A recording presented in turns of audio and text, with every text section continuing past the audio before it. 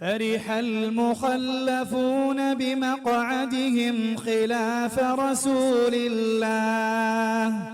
وكرهوا أن يجاهدوا بأموالهم وأنفسهم في سبيل الله وقالوا لا تنفروا في الحر قل نار جهنم أشد حرا لو كانوا يفقهون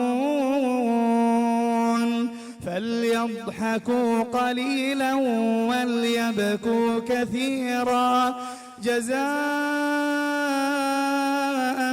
بما كانوا يكسبون فإن رجعك الله إلى طائفة منهم فاستأذنوك للخروج فقل لن تخرجوا معي أبدا ولن تقاتلوا معي عدوا إنكم رضيتم بالقعود أول مرة فاقعدوا مع الخالفين